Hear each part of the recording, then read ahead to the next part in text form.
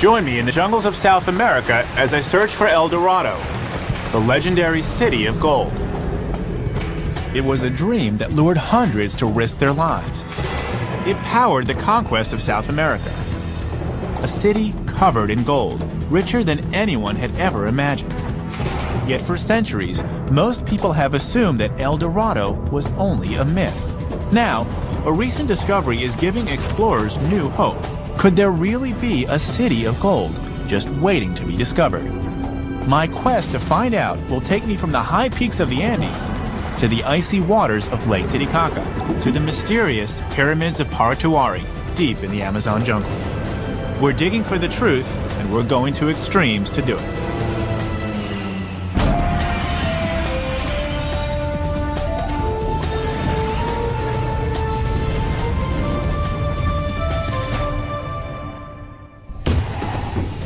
"500 years ago, in the high Andes Mountains, a story began to circulate of a place with more gold than anyone had ever heard of. Spanish conquistadors called it El Dorado and searched for it for centuries. To them, it wasn't a myth. They believed it was real because of the astonishing amounts of gold they really did find in South America. Hi, I'm Josh Bernstein. Nowhere was there more gold than here in Cusco, Peru, the capital of the Inca Empire. During the 15th century, the Incas built the largest, richest empire in pre-colonial America. It stretched for some 3,000 miles, from what's now Ecuador to Chile. The emperor of this vast kingdom was worshipped as a descendant of the sun, the god of the Incas. He was surrounded in luxury, and every day he was dressed in golden ornaments. To the Spaniards, who heard tales of his riches, his gold was their dream come true.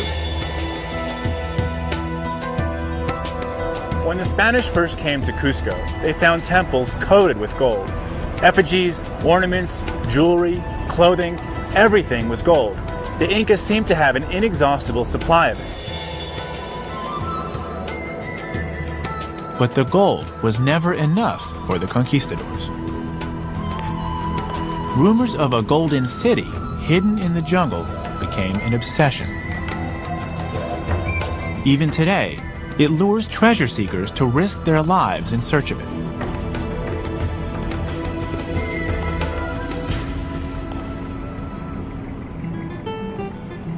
Why does the legend of El Dorado have so much power? Could there be any truth to it? There's no better place to find answers to these questions than here in Cusco. In this city today, signs of the Spanish conquest are everywhere. But Cusco is built on Inca foundations, and you don't have to look very hard to find them. They say that Inca were the greatest stonemasons of the ancient world, and it's easy to see why when you see how perfectly they cut and joined these massive stones together. But has the gold survived as well as the Inca walls? Peter? To find out, I'm meeting Peter Frost, an historian who's lived in Cusco for 30 years. Peter takes me to the Spanish cathedral, built with the riches of the conquest. I've never seen so much gold. The altar is covered with it. So this is where a lot of the gold ended up. A lot of it did, yes. You had a huge accumulation of Inca gold. 20% of it went to the king in Spain. That was his tax, that was his cut of the loot of the conquest.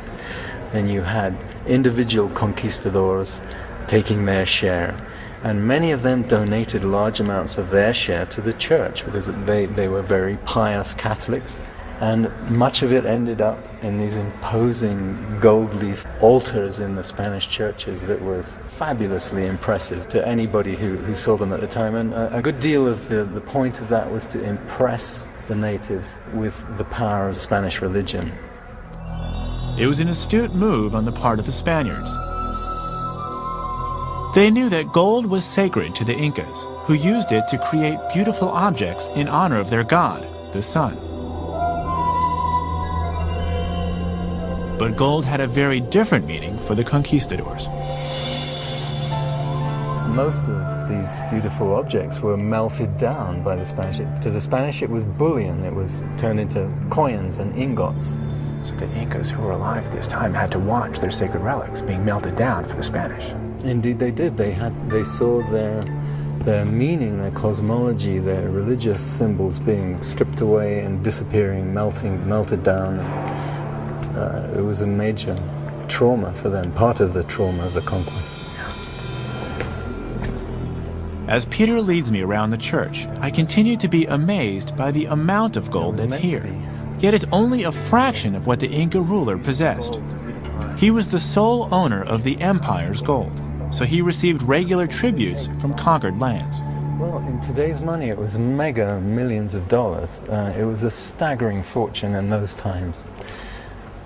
A staggering fortune that was taken by people who were poor. I mean, they were nobodies, these conquistadors, in their own country at the time.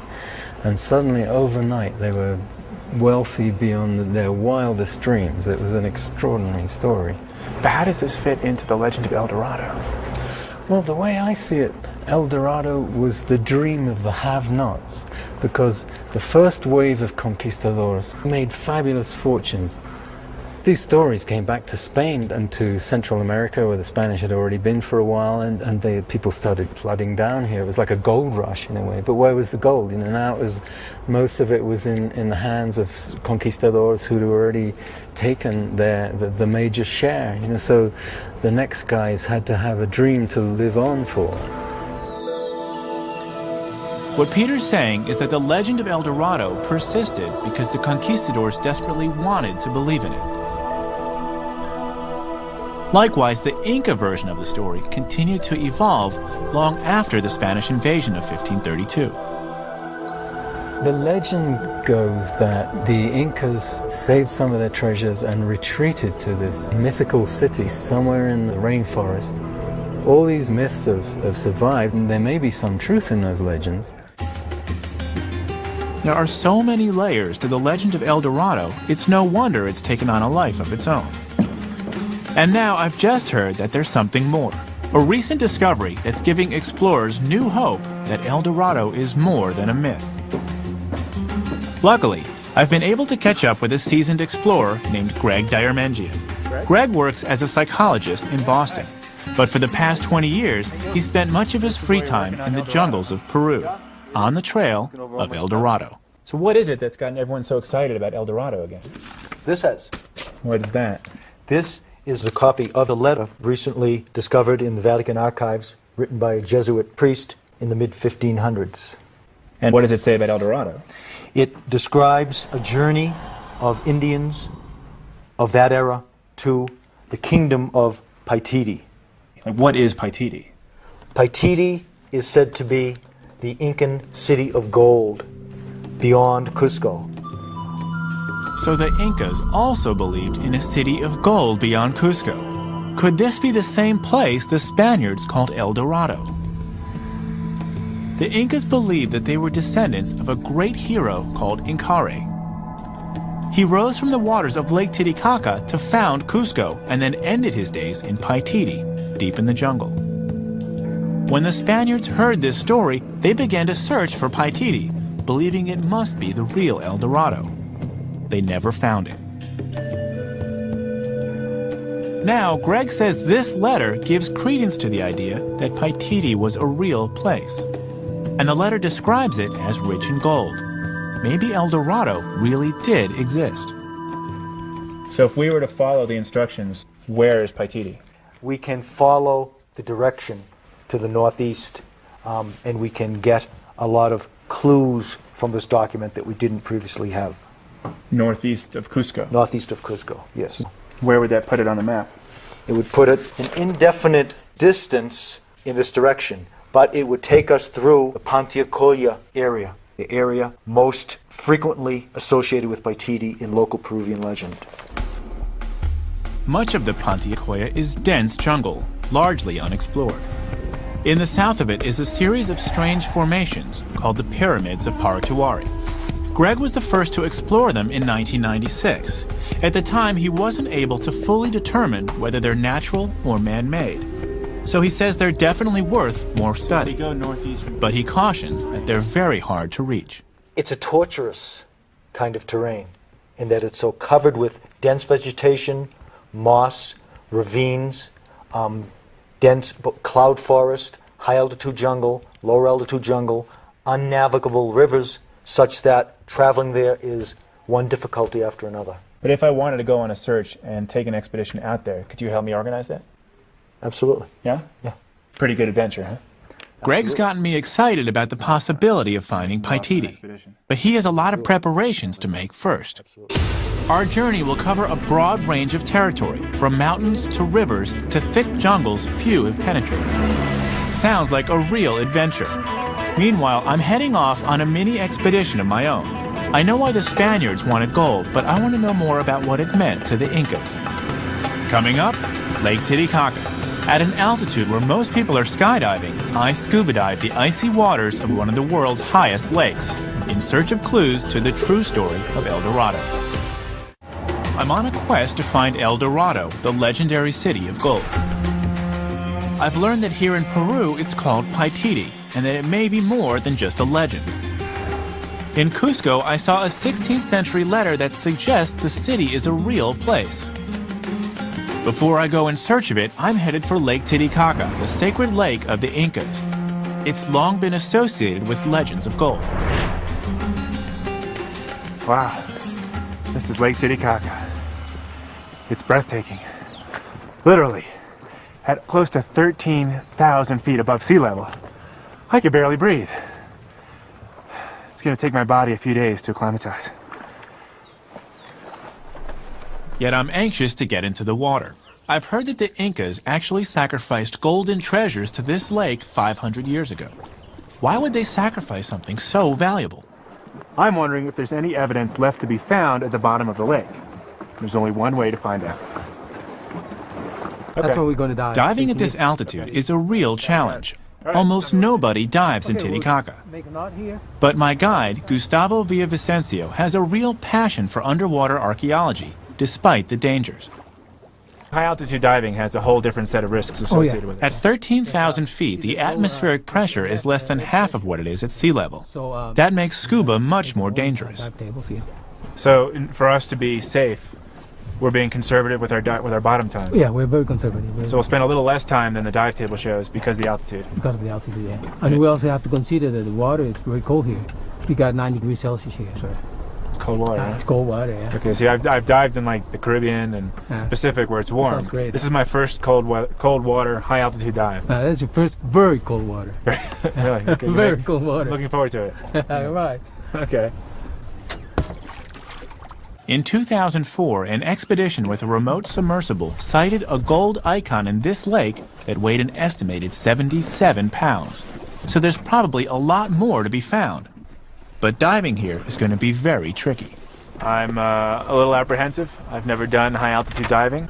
I've never done super cold water, winter diving.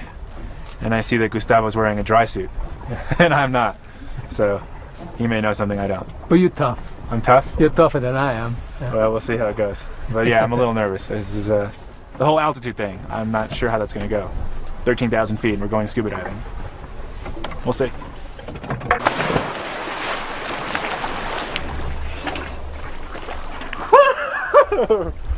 Ah, that is cold! You weren't kidding! The first shock feels like diving into a bucket of ice. And at 48 degrees Fahrenheit, this isn't that far from the truth. But I force myself to adjust, moving and breathing very slowly. I start looking for the glint of gold. Over the centuries, anything old would have settled deep into the bottom. Every rock or tuft of grass could hide something precious. But I'm not going to find it without lots of effort.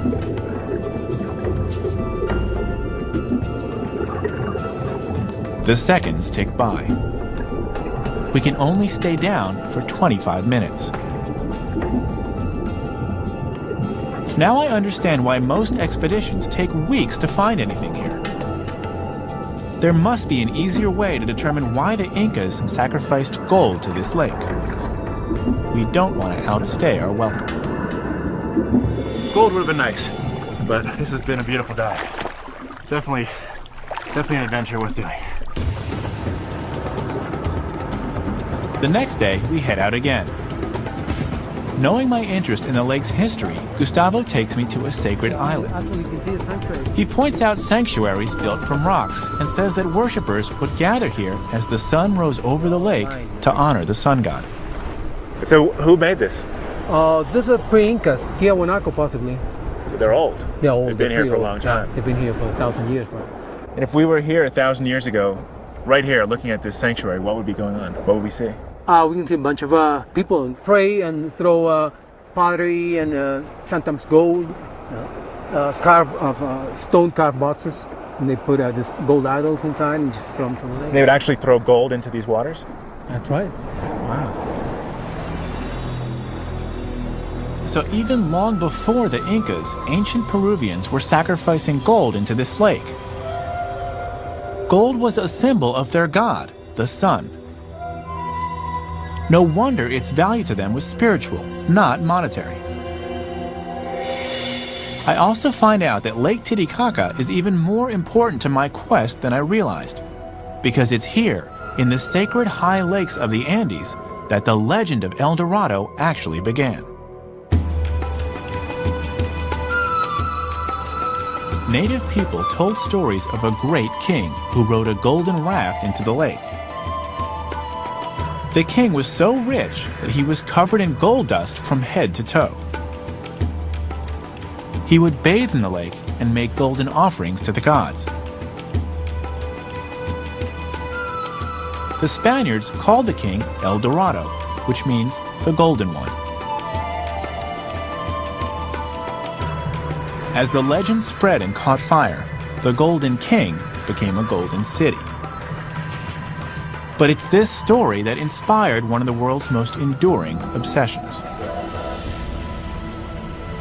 Gold ornaments, gold decoration. Next, I'll find out how the Spaniards stole the Incas' treasure, and then strike out for the dense jungle on the hunt for the lost city of gold. I'm on the trail of El Dorado, the legendary city of gold the Incas called Paititi. In Cusco, Greg Diarmengian showed me a 400-year-old letter that describes it as a real place, 10 days' journey from Cusco. At Lake Titicaca, I discovered the origins of the myth and why the Indians would sacrifice their gold to the lake. Stories of the Incas' incredible wealth reached the Spanish conquistadors, who journeyed to Peru. What they found was even more amazing than their wildest dreams. What's the Coricancha? Well, I'm meeting Peter Frost again in Cusco. He says I'll understand more when I see what's left of the Coricancha, the main Inca temple dedicated to worshiping the sun. This wall was the outer wall of the Temple of the Sun, and it's a marvel of architecture. It's extraordinary fitting of the stone and the curve. Peter tells me that the Spaniards often built their churches on top of native temples. It was part of their effort to convert the Incas. In this case, even more of the Inca temple was preserved inside the church. Peter, what would this place have looked like during Incan times? Well, it would have been dazzling, awe-inspiring, covered in gold. Everywhere you looked, there would have been sheets of gold on the walls. There were certainly golden ornaments and gold decoration, gold wall cladding. So this whole wall would have been covered in gold. Very probably, yes. And there'd be like gold effigies here? Yeah. It would have been shining, full of light, really impressive. It was gold's ability to catch the rays of the sun that led the Incas to consider it sacred. They learned to shape the metal into beautiful patterns, but they never considered its monetary value until the arrival of the Spaniards in 1532. The conquistadors were led by an illiterate hustler named Francisco Pizarro. He was obsessed by the dream of El Dorado. Unscrupulous and crafty, he lured the Inca emperor into meeting with him, unarmed. It was a fatal mistake. what happened to all the gold? Well, when the Spanish conquistador Francisco Pizarro entered the Inca Empire, he captured the Inca emperor, and the Inca emperor offered to fill a room full of gold and 2 rooms full of silver in exchange for his freedom. So Pizarro captures the Incan king and holds him for ransom. That's right. Pizarro doubted the ransom could be fulfilled, but he gave Atahualpa 2 months for the gold to reach the line on the wall of his cell. He sent some of his own men to help collect the loot. Pizarro sends 4 men down to Cusco, where they know there's a huge stash of gold here. They come into the Coricancha, and this is what they see. And with their own bare hands, they strip this extraordinary treasure and send it back to be melted down. So these 4 Spanish soldiers, they come in here and they're seeing this place is just covered with gold. I'm trying to imagine that. There's just gold everywhere. There was right? a garden of gold here with flowers, ears of corn, potatoes, they made of gold and silver, animals too, and they just scooped the whole lot up and took it off. For weeks, the gold arrived in Atahualpa's cell from all corners of the Inca Empire. But as the pile grew, Pizarro became apprehensive at the thought of letting his captive free. He decided to go back on his word and killed Atahualpa before the ransom was complete.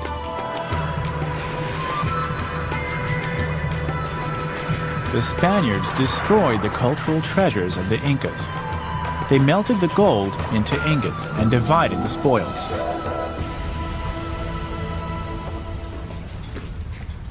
But legend has it that some treasure never reached the Spaniards before Atahualpa was killed.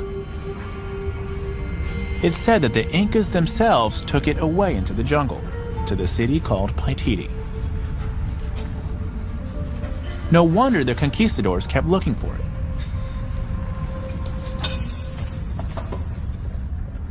This gives me even more reason to head off into the jungle myself. Good to see you again. Hi, Justice Paulino. And I've got a great team. Greg Diarmangian and his partner Paulino Mamani worked together on their first expedition to the pyramids of Paratuari. The letter Greg showed me places Paititi 10 days travel from Cusco. Drawing on his knowledge of Inca lore, Greg believes that if the city exists, it's most likely northeast of Cusco, beyond the town of Choquicancha. It's a wild, unexplored region, which includes the mysterious pyramids of Paratuari. The Incas in the letter would have traveled by foot to Paititi. 400 years later, it's impossible to duplicate their journey. But Greg says we're probably pretty close. Well, we're going through the Sacred Valley, and Choquicancha, which means gold enclosure, is a far outpost of the Incan Empire. It would have been there that people would have gone towards the eastern edges, the northern and eastern edges of the Incan Empire. So if we were here during Incan times, we'd be passing through the periphery into the uncharted territories. Yes, exactly. And this valley that we're in now, would they have traveled through this? Sure, this is well traveled in Incan times. Really? The Sacred Valley. This valley is called sacred because it's where the Inca royalty lived. And I don't blame them. The scenery is spectacular.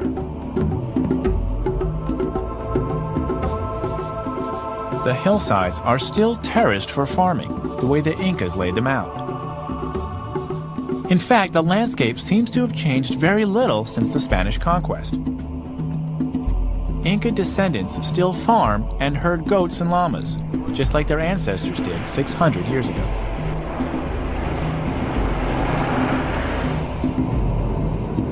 We pass several Inca ruins. There's 30 walls, still impressive. I can't help but wonder about the great civilization that once flourished here, and what it might have accomplished if the Spaniards had never dreamed of El Dorado.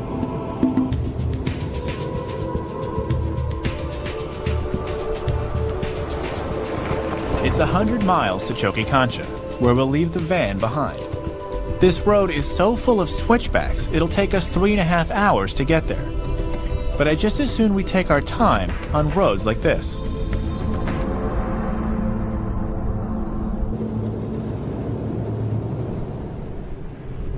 You know, one thing I'm wondering about in terms of El Dorado and Paititi is where would all the gold come from? Were there gold in the hills out here? Yeah, but they had such a large quantity of gold it had to come from elsewhere. and many of the jungle areas provided gold to the Incas. And is it alluvial gold on the surface, or do you have to actually mine for it? Both kinds, but most of it would be on the surface. Really? So we might see some? We might. That'd be exciting. Yeah. If we find some, can we keep it?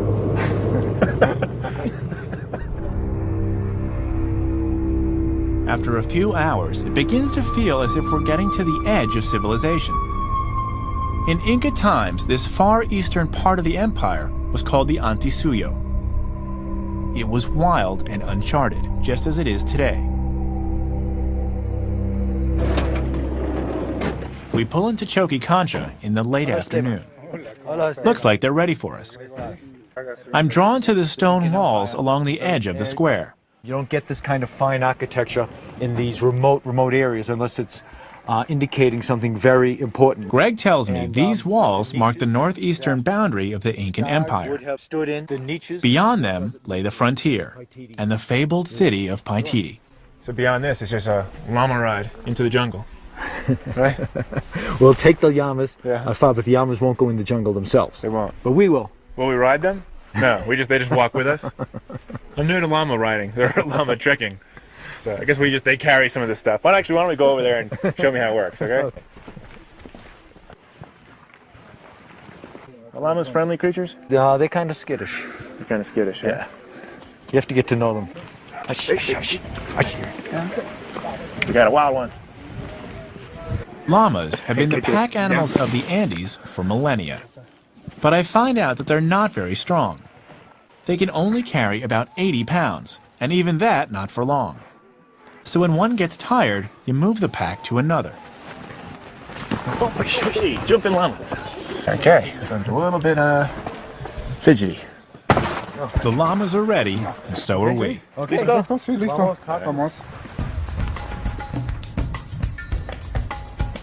The scenery is fantastic up on these high ridges. I'm used to the Rockies, but the Andes are a whole new experience in mountain trekking. Being followed by a bunch of llamas. Uh-oh. They're gaining on us. They're gaining on me. My body is finally getting used to the high altitude. So Greg, how high are we now? We're about 9,500 feet. So we're below Cusco and way below Titicaca. Yeah. That's nice. It's nice to be able to breathe again. Absolutely, yeah. It's high enough, though. The trail we're following is really old, but still in pretty good shape. So Greg, this is part of the Inca Trail, isn't it? Yeah. This is part of an Inca network of trails from Choquecancha to the north and to the east of here. So this isn't like the Inca Trail what people think of Machu Picchu, but it's an Incan trail. Right. This is one of the many, but this is... I find out that the Incas were in some ways just like the Romans. The east. They united their empire with roads. The Incas built more than 15,000 miles of them. Messengers called chasqui carried news and parcels from one corner of the empire to the other. A team of these runners could carry fresh fish from the Pacific to the emperor's table in Cusco, almost 300 miles in a single day.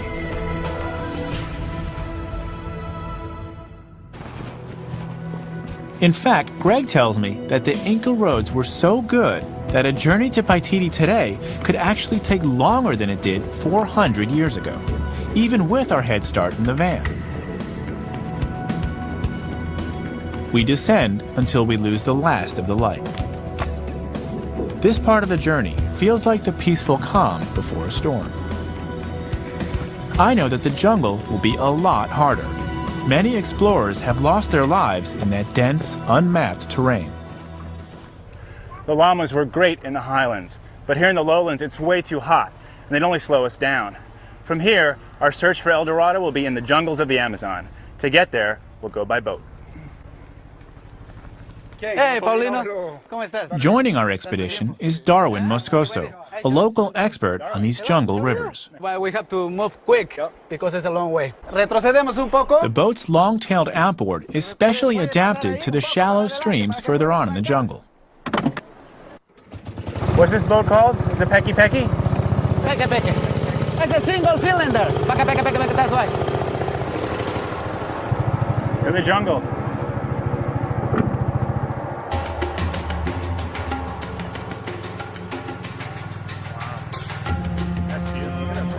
with it worn out.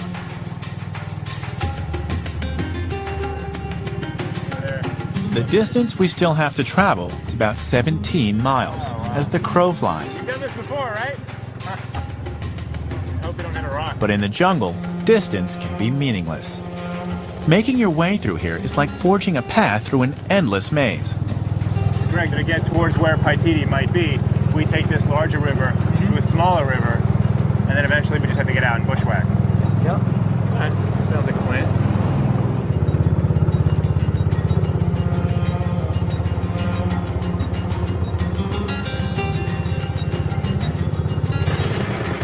Darwin, have you heard of Paititi? Yeah, I was trying to find it. You were looking for it Yeah, no, I was looking for 10 years.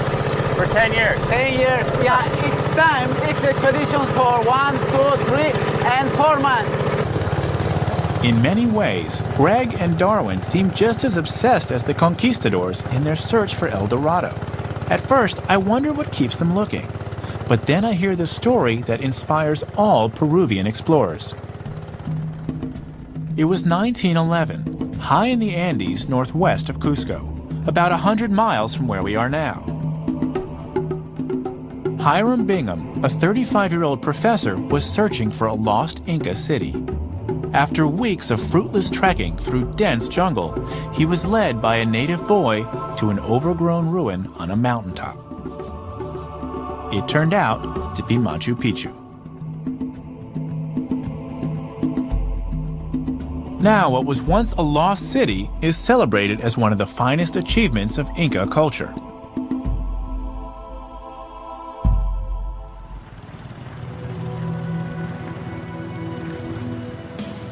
It's stories like this that keep explorers heading back into Peru's jungle frontier, in many ways as uncharted now as it was 500 years ago.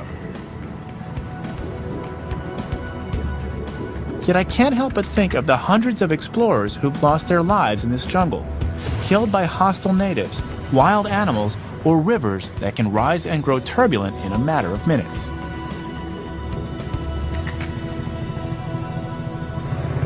Yeah, very low. Should we pull it? You want us to get out and pull it? It isn't long before we hit trouble. So what do we do now, Darwin? It's a push time, man. Push. We have to push. You know, you say push, we say how hard. We have to push, but I think we will take the canal is that way. To the back. Good. Okay, 1, 2, 3.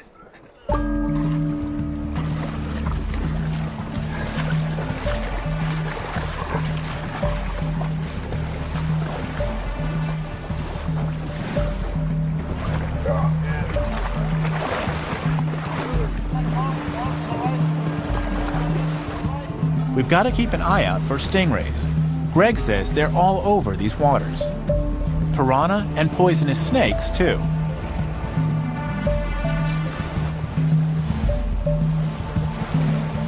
I'm not sorry to get back into the boat.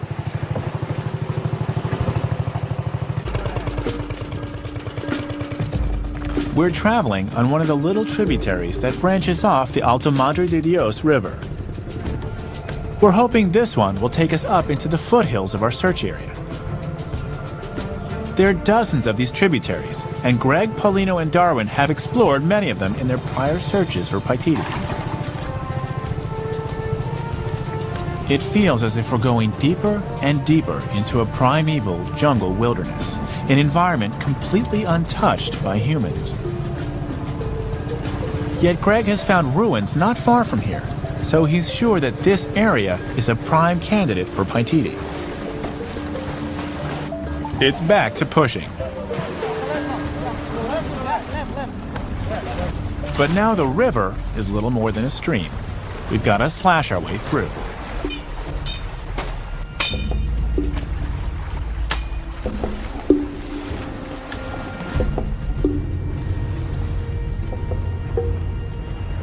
We try several tributaries.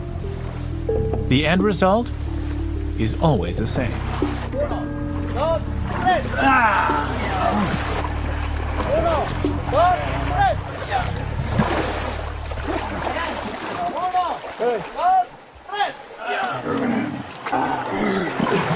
I'm beginning to understand why so few people venture into these remote headwaters. Even the Peki Peki doesn't stand a chance of getting through. I think we have to walk now because the river is too shallow. It looks like the end of our ride. Into the jungle. From here, we've got to leave the boat behind and strike out through the jungle on foot.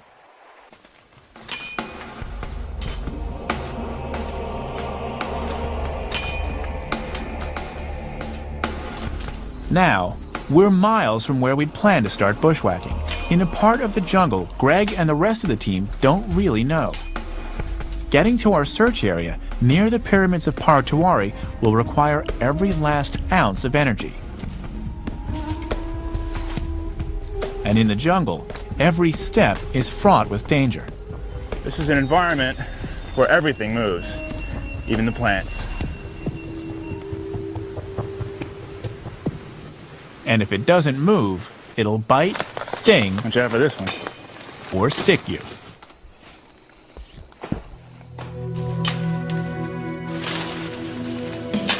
We inch our way forward. At this rate, it could take us a week just to reach the search area, if we don't miss it altogether. I always knew we were looking for a needle in a haystack. I just never realized how big this haystack was going to be. Coming up, our journey through the jungle takes a turn for the worse. I think this is nuts. I'm searching for El Dorado, the legendary city of gold known as Paititi here in Peru. A 400-year-old letter describes it as a 10-day journey from Cusco. Explorer Greg Diarmengian organized an expedition. We followed the ancient trails of the Incas over the Andes and down into the Amazon jungle. That's when our journey got challenging. After repeatedly running aground, we abandoned our boat and struck out into the jungle on foot, miles before we'd planned to. We're trying to slash our way through to the pyramids of Paratewari, to the search area we've identified as the best place to look for Paititi.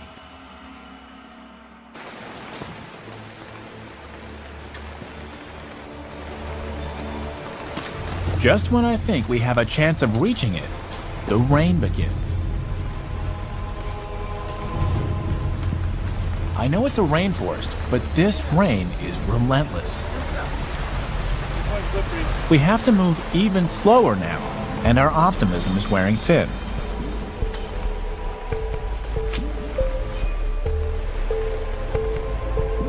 Now, every step is treacherous. If one of us twists an ankle or encounters a snake, we're miles from help.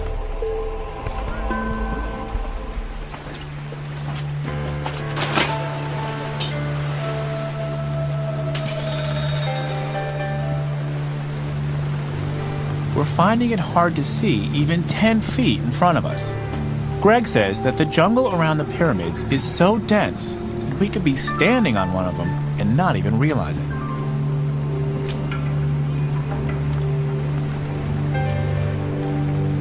I think about the Incas and the letter I saw in Cusco. There's no way of knowing how they reached Paititi, or even if their story is true or not. We could search for weeks and miss something just 100 yards away.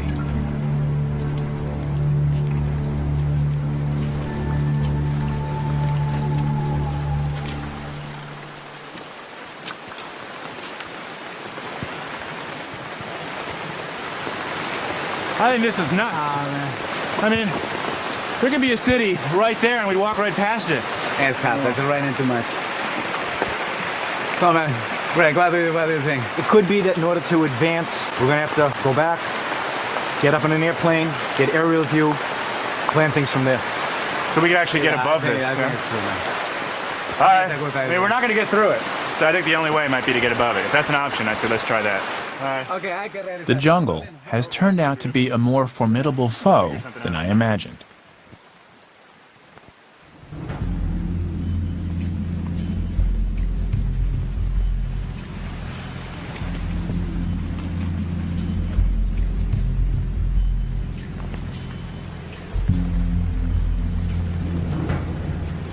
It's a pretty soggy and dispirited crew that finally finds its way back to the Peki Peki. But there's a glimmer of hope yet. Turns out the Peruvian Air Force flies these jungles to deliver mail. To whom, I can't imagine. But tribes do live in some of the most remote parts of the Amazon. We may not have been able to reach the pyramids on foot, but it looks like the Air Force is willing to give us a bird's eye view.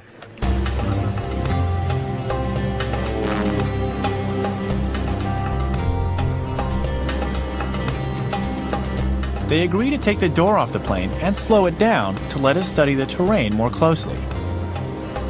The crew's mood has definitely improved.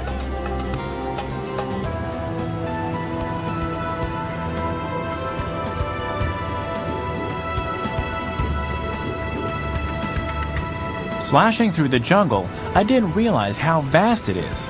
It goes on for hundreds of miles.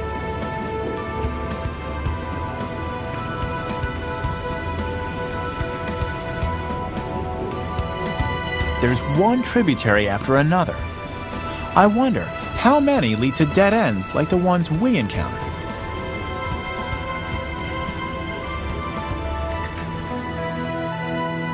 Suddenly, I see something unusual. Huge mounds that rise up in a way that doesn't look natural. These must be the pyramids of Paratuari. But are they really pyramids? Well, they're shaped like pyramids. Whether they're real pyramids or not has been debated. Natural or man-made remains to be seen. I'm dying to get down there and explore them. But they're so choked with jungle, I can barely make them out. Greg spent 4 days here and wasn't able to finish examining them. Alina and I went there in 1996, the first to reach there on foot and investigate. We explored a large part of it, found most likely natural, but there are parts of it that still need to be explored. We may have to come back here one day. It's the only way to know for sure, to be there on foot. There's no place to land. I have to face it.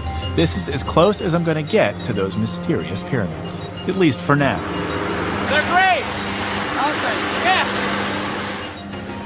Greg says that the pyramids are probably a natural formation, but there's still a small chance that they could be man-made, maybe even a remnant of a lost city like Paititi.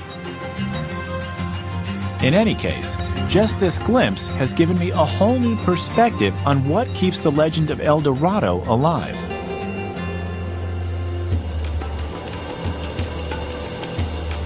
For centuries, it was greed for gold that led the conquistadors to risk their lives in Peru's jungles. But for the explorers of today, it isn't gold. It's the thrill of discovery. It's finding something that's been lost to history and restoring its wonder for all to appreciate. That's a thrill I can understand.